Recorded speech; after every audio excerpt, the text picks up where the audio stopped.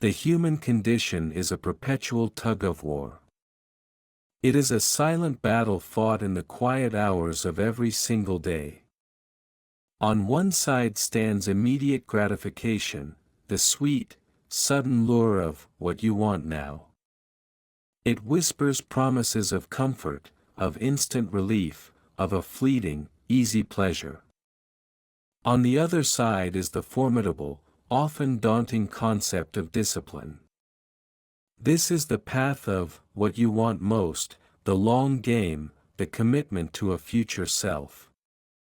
It demands sacrifice in the present moment, a deferral of desire for a greater, more meaningful reward. This is not a new dilemma. It has defined empires, shaped personal fortunes, and determined the very trajectory of innovation and progress since the dawn of civilization. We see its failure in the spiral of addiction, the sting of regret, and the constant, nagging feeling of falling short of one's potential. We celebrate its triumph in the Olympic medalist, the successful entrepreneur, the scholar who masters a complex field through years of unyielding effort. But what, fundamentally, is the mechanism behind this choice? Is discipline merely willpower, a finite resource that eventually depletes, leaving us vulnerable to the nearest indulgence? Or is it a skill, a muscle that can be trained and strengthened until the choice between now and most becomes not a struggle, but an automatic, effortless selection? This investigation seeks to peel back the layers of this essential human faculty. We will not just chronicle the stories of those who succeed and those who stumble. We will look into the brain's prefrontal cortex, the laboratory of delayed gratification. We will explore ancient philosophies and modern behavioral economics. Our journey is to understand the very architecture of self-control. We begin with a simple premise that holds profound consequences. The ability to choose your future self over your present impulse is not a gift, but the most critical skill for a life well lived. The very fate of your aspirations hangs on this one, defining choice, repeated thousands of times a day. The question is not if you have the discipline, but how you cultivate it, and what happens when the crucial moment of decision arrives. The stakes are personal, professional, and entirely human. To fully grasp the power of this principle, we must anchor it in tangible, lived experience. Our focus rests on three distinct individuals, each facing a personal crucible where the choice between instant desire and ultimate goal dictates their fate. First, there is Dr. Alana Chen, a neuroscientist who has spent a decade researching addiction and reward circuitry. Dr. Chen is currently working on a high-stakes clinical trial, a project that could redefine the treatment of impulse control disorders. Her personal challenge is time management. The immense pressure of her research has led to chronic sleep deprivation, constantly pulling her toward the immediate relief of caffeine and a neglect of her own health. Her want now is the easy chemical fix and extra working hours. Her want most is a stable, healthy life that will sustain her long-term scientific career. Next, we introduce Elias Vance, a master artisan who is attempting to launch a sustainable furniture line. Elias possesses immense creative talent, but he struggles with financial discipline. He is constantly tempted by luxurious materials and unnecessary tools, small, expensive indulgences that undermine the capital needed for scaling his business.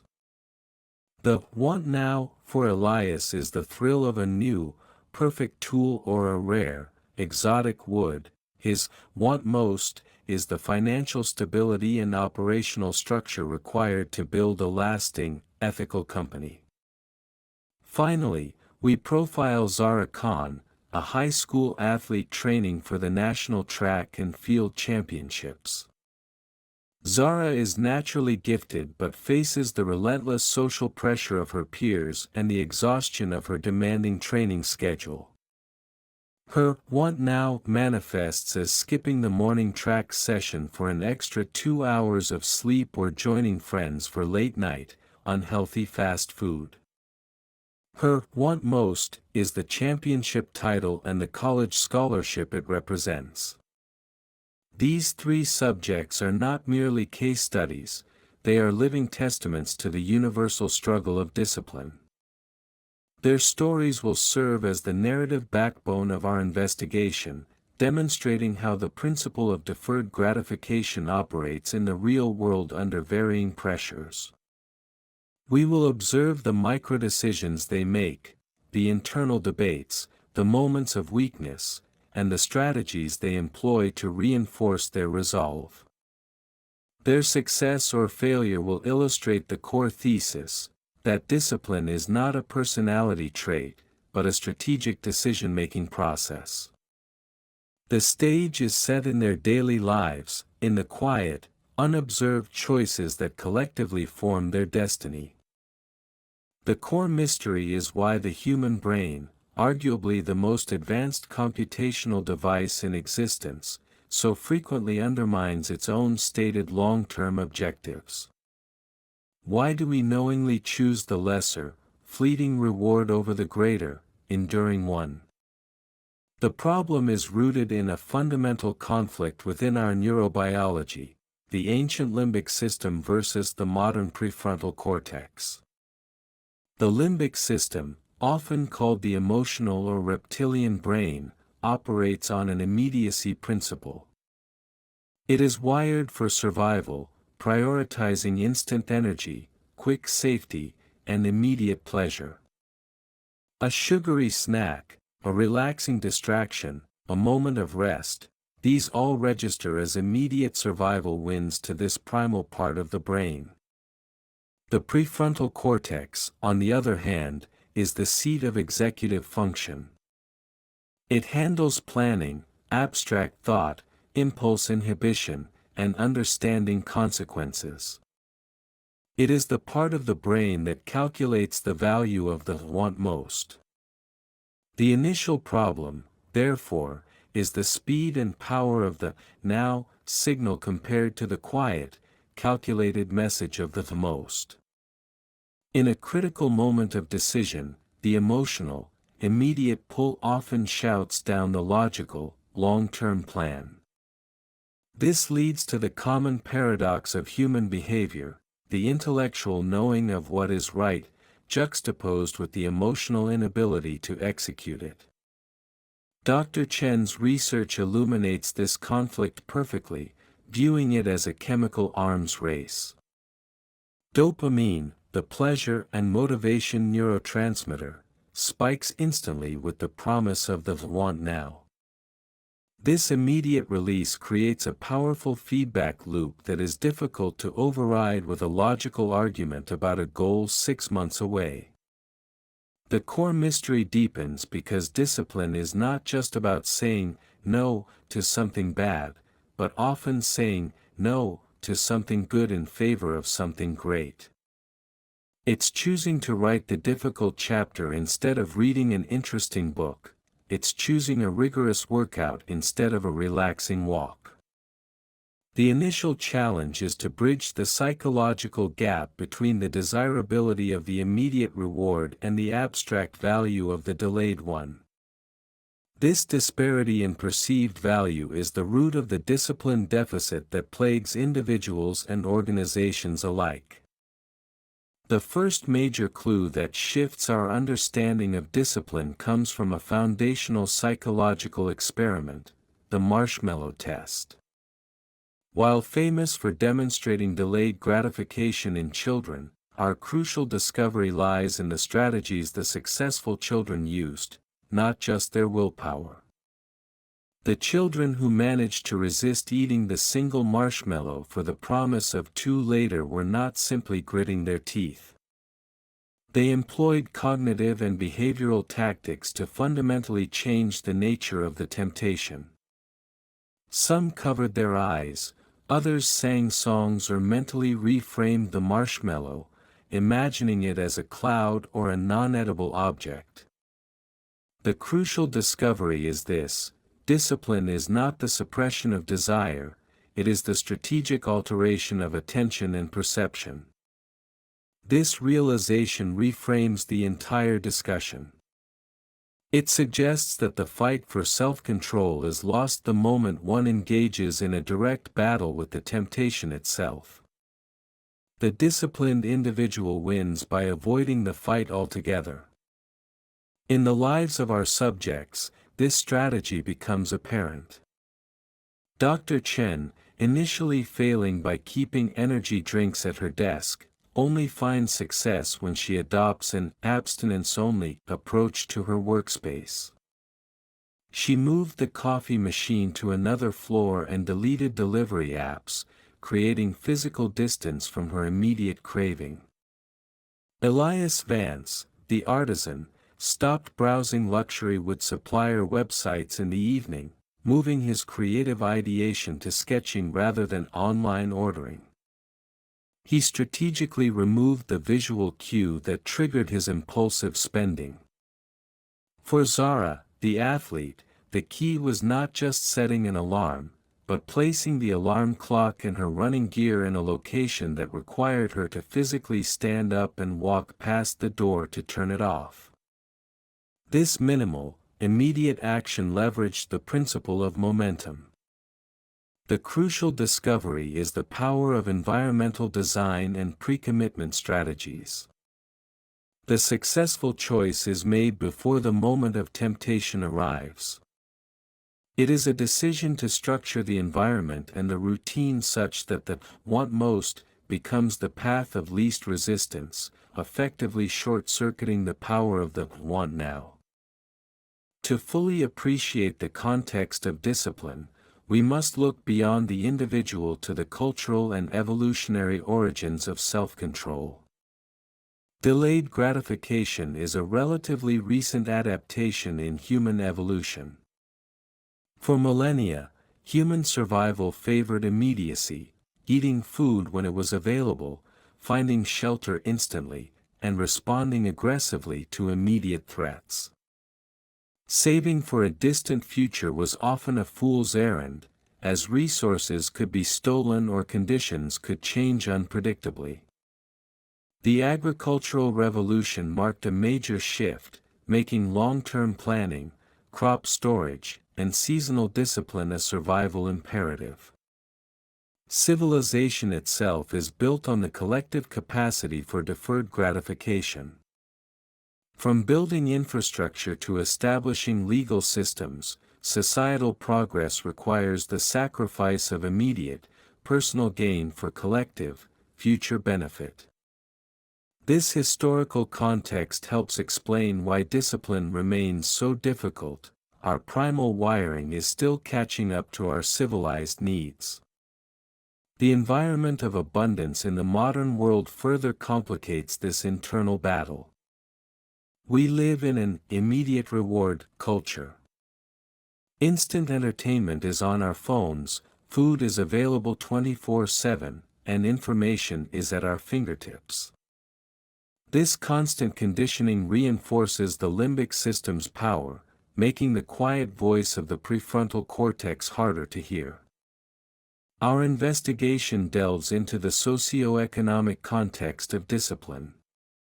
Studies suggest that economic insecurity can significantly impair the ability to plan long-term. When resources are scarce, the immediate need takes precedence, and delayed gratification becomes a luxury, not a failure of character. Poverty creates a high discount rate in the brain, where the future value of a dollar or a decision is drastically reduced compared to its present utility. This is a critical distinction. What appears as a lack of discipline in one context may simply be a rational, survival-oriented response in another. The deep dive into context reveals that discipline is not a moral failing, but a complex interplay of biology, environment, and economic stress. Understanding the origin of this conflict, the battle between our ancient brain and our modern world, provides the necessary foundation for developing effective, sustainable strategies. The solution is not to fight harder, but to build a modern context that respects our primal wiring while guiding it toward our highest goals. The study of discipline is riddled with conflicting theories, each offering a different solution to the human problem of self-control. Our investigation must navigate this terrain to find a practical path forward. One prominent theory is the strength model of self-control, which posits that willpower is like a muscle. It can be strengthened with practice, but it is also a finite resource that depletes with overuse, a phenomenon known as ego depletion. According to this view, making one difficult choice makes the next one harder, hence the common end-of-day impulse purchases or broken diets. A conflicting theory, the resource allocation model, argues that self-control is not a limited fuel tank, but a matter of attention and motivation. It suggests that when people are highly motivated or believe the task is rewarding, they can continue to exert self-control indefinitely. The feeling of depletion is a cognitive belief, not a physiological certainty. The stakes escalate as we apply these theories to our subjects. If the strength model is correct, Dr. Chen's long hours are actively undermining her discipline, making her susceptible to health failures. The solution would be mandated rest and better prioritization to preserve her finite willpower. If the resource model holds true, her challenge is to reconnect with her passion and find ways to make the disciplined choice, like getting to bed on time, more intrinsically rewarding. A third, more radical theory is the habit loop theory, which suggests that the entire debate over willpower is largely irrelevant. In this view, the goal is to convert disciplined choices into automatic habits, moving them from the conscious, depleting prefrontal cortex to the subconscious, energy-efficient basal ganglia. Once a behavior is a habit, no willpower is needed. The key to success, then, is not heroic effort, but meticulous, system-based routine design. The escalating stakes for Elias, the artisan, are clear. If he relies on willpower, his business will fail during a moment of stress or boredom when his mental energy is low. If he can create a financial habit loop, a system that automatically transfers a percentage of revenue into a savings account before he even sees it, his discipline becomes effortless and reliable. The conflict of these theories forces us to seek a synthesis.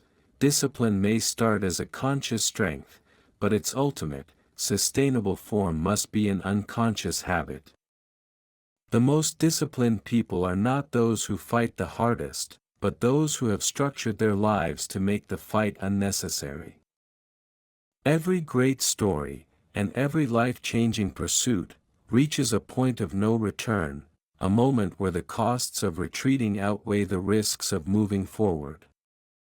In the journey of discipline, this is the moment of definitive, public commitment that irrevocably binds the want now to the want most. For Dr. Chen, this moment arrives when a fatigue-induced error nearly invalidates weeks of complex trial data. The immediate desire for another all-nighter, fueled by energy drinks, slams into the reality of a profound professional setback. She realizes her lack of discipline is not a personal quirk, but an ethical threat to her research and the patients she is trying to help. Her point of no return is a public declaration. She signs a contract with a colleague, mandating that she must leave the lab by 7 p.m. every night, with financial penalties for both parties if she fails. This is a pre-commitment device, turning an internal moral choice into an external, high-stakes system. Elias's turning point is financial, a moment of profound clarity fueled by debt. After an impulsive purchase of rare, expensive wood, he is left unable to pay his monthly workshop rent. The imminent threat of losing his entire business, his want most, finally overrides the fleeting pleasure of his immediate luxury purchases. His point of no return is formalizing his business and hiring an accountant whose sole job is to approve all non-essential purchases. He willingly sacrifices his own spending autonomy to safeguard his long-term dream. For Zara, the track athlete, the moment is both physical and emotional. During a regional qualifying heat, her body breaks down halfway through the race due to poor nutrition and a lack of consistent sleep, the cumulative cost of her small, undisciplined choices. She misses the qualifying time by a heartbreaking margin. Her point of no return is facing her coach and realizing that her potential is meaningless without the relentless, daily grind of discipline. She commits not just to the training schedule, but to a rigid, social life-limiting meal plan and sleep regimen, understanding that her choices must now serve her ultimate goal with zero compromise. These are not soft decisions, they are hard, deliberate actions that fundamentally shift the structure of their lives. The point of no return is the moment one stops wishing for discipline and starts engineering it. It is the necessary leap of faith that replaces aspiration with ironclad, self-imposed structure. At the midpoint of our investigation, a crucial revelation emerges, twisting the traditional understanding of discipline. The revelation is that discipline is not primarily about effort, but about clarity of identity. The most successful practitioners of self-control don't view their choices as a sacrifice, but as an affirmation of who they already are. This is the identity-based habit formation twist. The traditional view is, I must exercise to lose weight. This frame relies on willpower and is depleting. The identity-based view is, I am an athlete, and athletes don't skip workouts. This frame relies on core belief and is energizing. This twist explains why some people struggle endlessly while others seem effortlessly disciplined. The ones who succeed have outsourced the decision-making to their sense of self. Our subjects begin to internalize this revelation. Dr. Chen stops telling herself, I must leave the lab at 7 p.m. Instead, she adopts the identity, I am a high-performance scientist who prioritizes sustainable mental health. Leaving the lab is no longer a chore enforced by a contract, but a consistent behavior required to maintain her professional self-image. Elias starts introducing himself not as a creative guy who makes furniture, but as the CEO of an ethically sourced, financially sound furniture company. This new identity makes the impulse purchase of a costly material feel like a violation of his corporate mandate, an act of self-sabotage, rather than a mere lapse in spending. For Zara, the transformation is most visible. She stops seeing training as a painful requirement for a scholarship and starts seeing herself as a national-level runner. When offered fast food, her internal dialogue is not a struggle to say no, but an automatic rejection. National-level runners do not consume that. The midpoint twist is the realization that the deepest form of discipline is not a struggle against yourself, but a profound commitment to yourself. It is the moment the external system of rules is absorbed and becomes an internal, non-negotiable standard. Discipline shifts from a moment-to-moment battle to a seamless expression of a declared identity. New neuroscientific evidence confirms the power of the identity-based shift, detailing its profound psychological impact. Brain imaging studies show that when a habit is deeply ingrained, the activity in the prefrontal cortex, the area associated with conscious effort and deliberation, significantly decreases. Instead, the decision-making process shifts to the basal ganglia, a region responsible for automation and routine. This is the neurological evidence for the phrase, discipline eventually becomes a kind of freedom. The psychological impact on our subjects is palpable, a reduction in decision fatigue and a dramatic increase in self-efficacy. Dr. Chen reports that the mental energy she used to expend on debating whether to work late is now freed up for actual research. Her productivity increases because her mind is no longer distracted by the internal battle of wills. The stress hormone cortisol, which was chronically elevated due to her frantic, undisciplined work style, begins to normalize. She feels a new sense of control, which paradoxically comes from relinquishing control over small, daily choices to her established systems. For Elias, the implementation of a disciplined financial system frees his creative mind. He is no longer constantly distracted by debt anxiety or the thrill of reckless spending. The psychological impact is the replacement of short-term dopamine hits from impulse buying with the sustained, deep satisfaction of watching his business grow steadily and responsibly. He is now able to focus purely on the art of his craft. Zara's new evidence is her performance data. With consistent sleep and nutrition, her recovery rates improve dramatically, and her times begin to drop. The psychological breakthrough is the understanding of compounding effort. She realizes that the small, daily acts of discipline, waking up on time, drinking water, stretching, are not isolated events, but interest-bearing investments in her ultimate goal. The cumulative power of these small, disciplined choices generates a powerful feedback loop. This new evidence proves that discipline isn't about being restrictive, it is an energy management system for the mind. It conserves cognitive resources by automating the good decisions, reserving true willpower for genuine crises and complex creative problems. The psychological impact is not strain, but peace. The truth that discipline is a system, not a sacrifice, is constantly suppressed by the pervasive forces of modern consumer culture. This culture thrives on exploiting the human tendency toward instant gratification. Marketing and advertising industries are masters at short-circuiting the prefrontal cortex, using emotional triggers to push the want now. The suppression of the long-term truth is a multi-billion-dollar industry.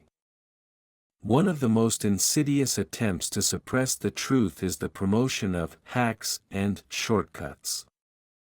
These messages imply that success can be achieved without the grind of sustained, disciplined effort. Quick-fix diets, get-rich-quick schemes, and promises of instant mastery all feed the immediate reward circuit, ironically making true discipline seem tedious and unnecessary. Our subjects encounter this suppression in their professional and social spheres. Dr. Chen is constantly bombarded with new, productivity apps that promise to eliminate effort, but which ultimately introduce more complexity and distraction, pulling her away from the deep, focused work that discipline demands. Elias is pressured by industry trends that favor cheap, mass-produced goods. He must constantly defend his disciplined choice to use sustainable, high-quality, and expensive materials that require more time and precision, a choice that his competitors dismiss as inefficient. The social attempt to suppress Zara's commitment is also profound. Her peers often mock her routine, labeling her discipline as boring or obsessive. This is the cultural suppression of effort, the desire for success to appear effortless, thereby devaluing the hard, consistent work that actually achieves it. The ultimate suppression mechanism is the narrative of the one-time hero.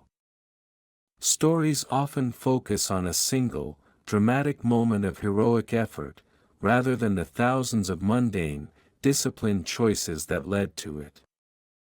This narrative falsely teaches that spectacular success requires spectacular bursts of effort, not quiet consistency. To succeed, our subjects must learn to filter out this noise. They must understand that the most disciplined choice is often the least glamorous one. The truth is simple: there are no hacks for mastery, there is only the consistent, disciplined application of effort over time. The investigation now focuses on the active pursuit of mastery, which inevitably leads to a confrontation with the ultimate test of discipline: boredom and stagnation. Discipline is easy when the task is new, exciting, and the results are immediate. The true test comes during the valley of disappointment, the long, unglamorous period where effort yields diminishing returns and the goal feels distant. This is the confrontation with the want now of novelty and stimulation. Dr. Chen faces this during the painstaking process of data analysis. It is weeks of repetitive, meticulous work, where the temptation is to jump to an exciting but unproven hypothesis rather than slog through the necessary validation. Her pursuit requires her to find discipline in the monotony. She confronts this by breaking the immense task into tiny, manageable, microdisciplines, celebrating the completion of one spreadsheet as a victory, rather than waiting for the final paper to be published. Elias's confrontation is with his own creative restlessness. Having secured his financial systems, he now must face the disciplined repetition required for mass production, creating the same chair 100 times with the same level of perfect quality. His want now is the urge to abandon the current line for a new, exciting design. His pursuit of mastery forces him to find the beauty and value in repetition, understanding that true craft is expressed in relentless, disciplined consistency. Zara's confrontation occurs when an injury forces her to spend weeks on low-impact, repetitive physical therapy exercises instead of the adrenaline-pumping track workouts she craves. The discipline required is immense: the boring, daily choice to do the necessary, unexciting exercises that prevent long-term harm. Her want now is the thrill of the sprint, her pursuit is the quiet commitment to a slow, methodical recovery. In this stage, discipline is redefined. It is not the spectacular act of resistance, but the quiet, relentless dedication to the necessary, unexciting action. The confrontation is with the self, forcing the realization that true progress is often linear and mundane, a product of showing up when one feels least inspired. As the narrative nears its conclusion, the final pieces of the discipline puzzle fall into place, revealing a holistic, integrated system. The initial confusion, that discipline is brute force willpower, is entirely refuted. The final system is revealed to be a sequence of 4 interconnected components: identity, environment, habit, and compassion. Identity, the foundation. The disciplined choice is simply the natural behavior of the person you have decided to be. The decision is made at the level of self-concept. Environment, the architect. Structure your surroundings to make the want most the path of least resistance. Remove cues for distraction and add friction to the path of immediate gratification. Habit, the engine. Automate the core discipline behaviors, shifting them from conscious effort, willpower, to subconscious routine, energy saving. Compassion, the lubricant. Understand that lapses are inevitable. A disciplined person does not spiral after a mistake, they immediately return to the system without self-recrimination. The single most important factor in long-term success is not perfect adherence, but the speed of recovery from a lapse. Dr. Chen integrates all four. She is a sustainable scientist identity. Her lab is clear of stimulants, environment. She has an automated sleep schedule, habit. When she occasionally oversleeps, she forgives herself and resumes the schedule the next day, compassion. Elias's final system is also complete. He is a sound CEO, identity. His funds are automatically funneled to an escrow account, environment. He begins every workday with a precise, repetitive cutting sequence, habit. If a piece of wood is wasted due to a momentary lack of focus, he reviews the mistake but does not let the error derail the entire week's production, compassion.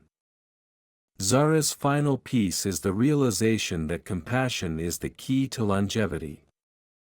She recognizes that the goal of training is not self-punishment but self-care in the service of her future. The system is now robust because it accounts for human frailty. The final pieces reveal that discipline is not a burden, it is the ultimate tool for achieving psychological and operational efficiency. It is a commitment to a system that guides one's actions when motivation inevitably fails. The primary conclusion of our investigation is that discipline is the acceptance of necessary short-term pain in exchange for inevitable long-term gain. The truth is that the choice between what you want now and what you want most is a choice between two distinct futures. The want now offers a small, immediate payment, the want most offers a massive, delayed dividend. Discipline is the mastery of time. It is the ability to project oneself into the future, feel the satisfaction of the eventual outcome, and bring that feeling back to the present moment to fuel the necessary action.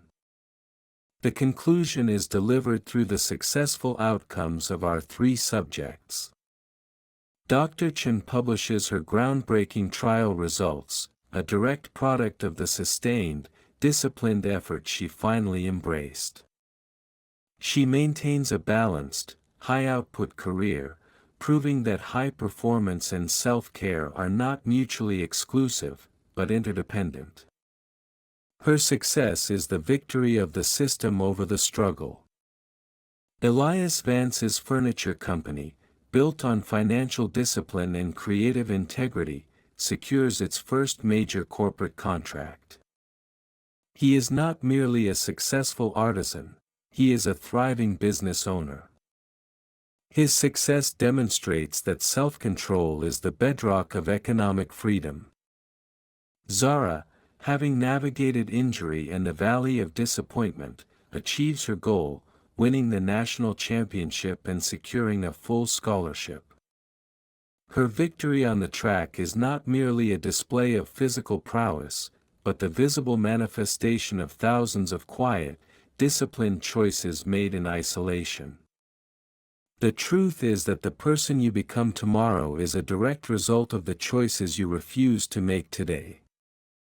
Discipline is not about having more willpower than others, it is about having a superior system for reducing the amount of willpower required. It is the ultimate act of self-love, caring for your future self by taking necessary actions in the present. The aftermath of their journeys leaves a clear legacy, the demonstration that discipline is a transferable skill that reshapes all aspects of life. The lessons learned in one area inevitably spill over into others, creating a positive, compounding effect. Dr. Chen's disciplined approach to her research and health now extends to her relationships, where she consciously employs the want most principle to prioritize communication and presence over quick distraction. Her legacy is the operational blueprint for sustainable high performance in a demanding field. She is now teaching young scientists not just the rigor of the lab, but the rigor of a well-structured life. Elias's success has inspired a movement within the artisan community. He advocates for financial discipline as a creative tool, arguing that a sound business structure is the ultimate form of creative freedom. His legacy challenges the myth of the starving artist, proving that financial responsibility is not the enemy of creativity, but its necessary scaffolding. Zara's impact transcends the track. She becomes an advocate for mental resilience, speaking to high school students about the power of routine and the necessity of boredom in the pursuit of greatness. Her legacy is a tangible, relatable example for a generation addicted to the immediate stimulation of screens and instant feedback. The modern ties to this principle are everywhere. From the rise of personal data tracking that makes accountability visible, to the cultural push for minimalism and mindful consumption, society is slowly waking up to the cost of immediacy. The greatest modern tie is the recognition that digital discipline is the new frontier. The infinite scroll, the constant notifications, and the perpetual state of being connected are the most potent, want-now, temptations in history.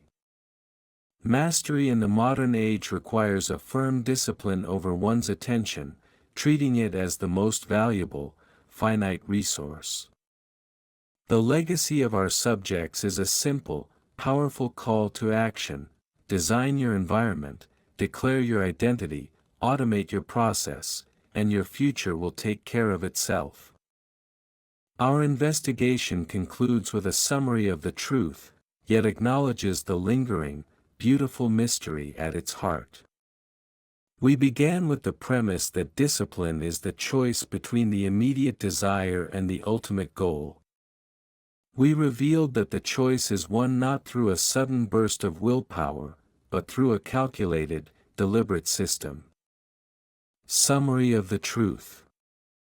Discipline is a system of identity and environmental design, not a depleting resource of willpower. The battle for self-control is lost the moment one engages with the temptation. Victory is achieved through pre-commitment and automation, habit. The psychological key is to shift from resisting a bad action to affirming a core identity, e.g., I am a disciplined person. The greatest measure of discipline is not perfect adherence, but the speed of recovery from an inevitable lapse, compassion.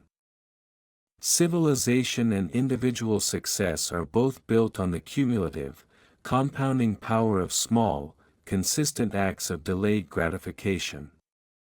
The lingering mystery.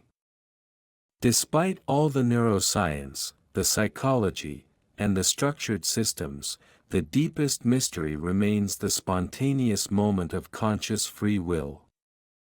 Why, at the zero-sum moment of decision, when the alarm sounds, when the craving hits, when the opportunity for distraction arises, does one person choose the arduous path of most, while another chooses the easy path of now? It is the whisper of the human spirit, the intangible spark that elevates the prefrontal cortex above the primal urge. It is the moment where logic, planning, and identity converge with an act of pure, unprovable choice. The systems provide the roadmap, the guardrails, and the momentum. But the ignition, the fundamental decision to honor the commitment to one's future self, remains the sovereign, unquantifiable act of human agency. This final, inexplicable choice is where the science ends and the art of living begins. And it is this choice that ultimately defines who we are, what we build, and the legacy we leave behind. The power is not in the system, but in the single, daily decision to engage the system. The discipline to choose what you want most is the highest form of personal freedom.